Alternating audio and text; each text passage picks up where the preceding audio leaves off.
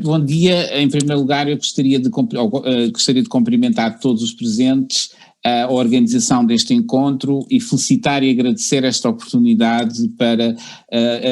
na pessoa do Jorge Rivera, mas sobretudo não só a Jorge Rivera, mas a toda a organização do encontro, esta oportunidade para recordar e evocar a memória da nossa colega Filomena Barros, recentemente falecida no dia 8 de março. Esta oportunidade única, tão próxima do acontecimento, nós nos podemos recordar.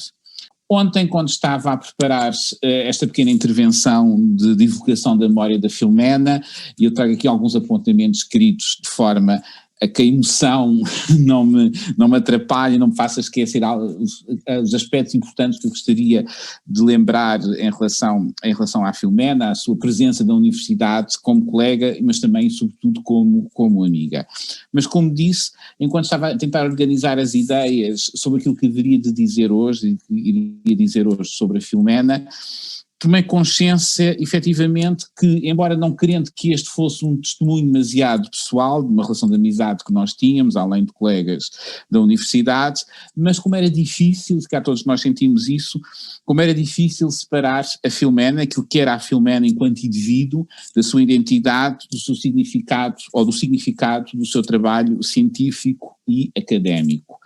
Porque, mais que viver intensamente aquilo que fazia, ser historiadora e professora fazia parte da essência de quem era a Filomena, fazia parte da sua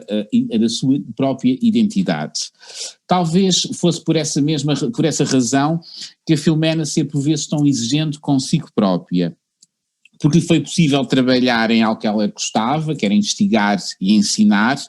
Ela por vezes sentia uma responsabilidade acrescida, não só em relação à sua área de especialização, e ela muitas vezes em conversas que nós tínhamos manifestava um pouco esse sentimento de que não fazia suficientemente ou não fazia o suficientemente necessário para com a sua área de especialização e de trabalho, mas também uma responsabilidade acrescida para com os alunos. Ela achava que deveria sempre fazer muito, muito mais. A Filomena era uma mulher europeia do século XXI que era historiadora. Sendo este facto uma aparente evidência para nós, para a Filomena era fundamental estar permanentemente consciente desta condição, porque a sua história, a história que ela fazia, era feita em função do presente, ou melhor, em função das questões que ela colocava ao presente, de encontrar o porquê das coisas do presente no passado, da convicção de que esse conhecimento levava à mudança. E isso era importantíssimo para ela e fundamental. Para ela, conhecer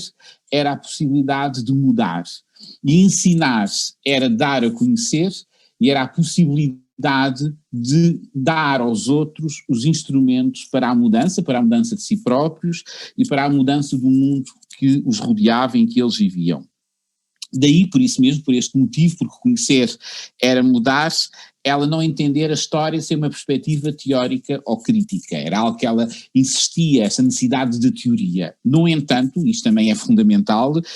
esse entendimento ou essa perspectiva teórica ou crítica da história deveria, e era no seu caso, sempre fundamentada numa rigorosa e sólida investigação empírica. Pensar criticamente sobre a história, mas com base nos documentos e com base, efetivamente, numa investigação documental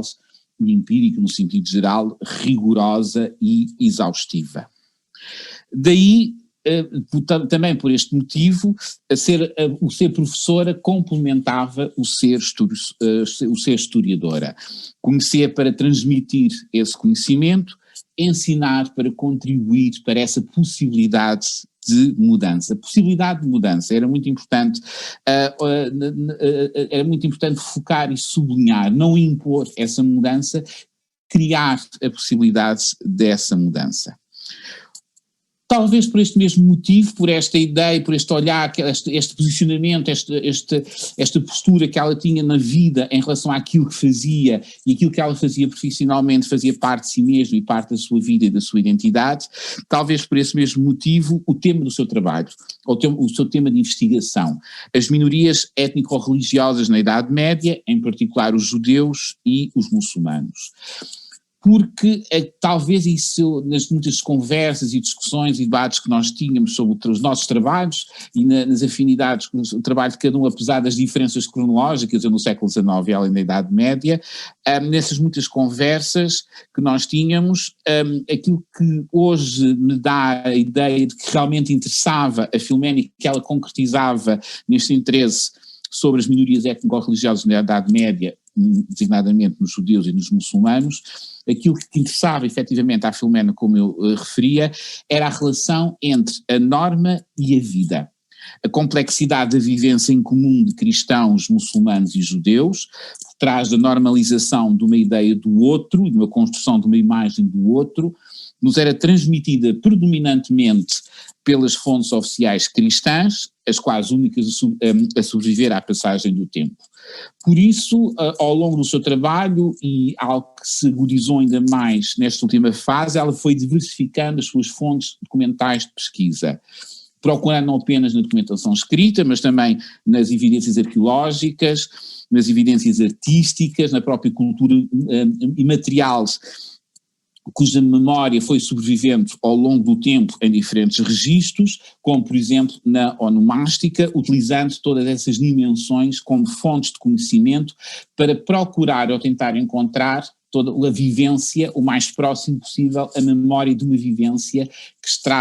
estaria por trás da construção da própria norma, no sentido que a norma, sendo daquela que está mais expressa nas fontes oficiais, sobretudo nas fontes oficiais cristãs, foi essa sobretudo que chegou até nós. Por este mesmo motivo, por esta mesma razão, estava cada vez mais interessada em períodos mais tardios da sua Idade Média, como o século XVI, e ela de forma muito engraçada e ironizando dizia sempre a sua Idade Média ia se prolongando até o século XVI adentro, uma vez que encontrava nas fontes desse período do século XVI, como sucedia com os processos de Inquisição,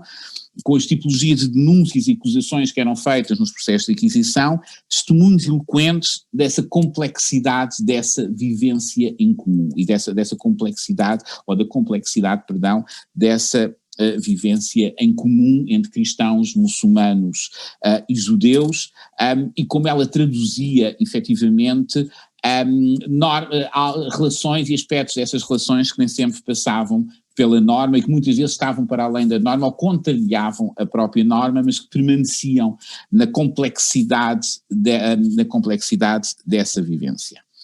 Num aspecto ou numa perspectiva mais pessoal, lembramos todos, as pessoas que tivemos uma relação próxima como colegas e como amigos, a sua distração em relação aos aspectos mais práticos da vida,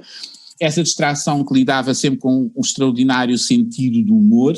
patente na sua máxima, para que muitas vezes em relação aos aspectos burocráticos e administrativos da vida universitária e académica, para que simplificar quando podemos complicar, ou quando contava uma das suas muitas histórias e nos contava uma forma com o modo como abriu uma sua intervenção no Congresso Internacional em Itália, apresentando-se como a melhor especialista da sua área no seu país e simultaneamente a pior especialista da sua área no seu país, muito simplesmente porque era a única especialista na sua área no seu país.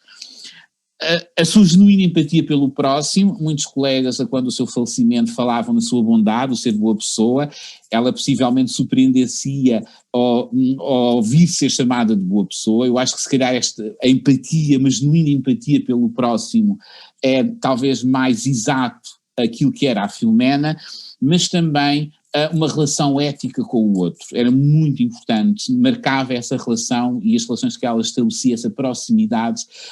que todos nós tínhamos para com a Filomena. Por um lado essa empatia genuína, por outro lado essa relação ética que ela tinha sempre com o outro. O seu amor à música e à literatura, que faziam parte da sua vida, desde a sua juventude e da sua infância, e como representativo deste amor à música e à literatura que a Filomena tinha, eu gostaria de terminar esta minha intervenção com a leitura das últimas estrofes do seu poema favorito, da autoria da Natália Correia, e que ela tinha, ainda tem, nós ainda temos, deixámos lá, ainda está colado, uma impressão colada na sua estante, no seu gabinete, e que nos diz muito, expressa muito aquilo que a Filomena era, de Natália Correia, Creio nos anjos que andam pelo mundo. Creio nos deuses de um astral mais puro, na flor humilde que se encosta ao muro. Creio na carne que enfeitiça o além.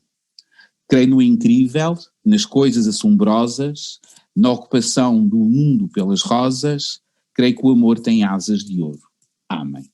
Muito obrigado.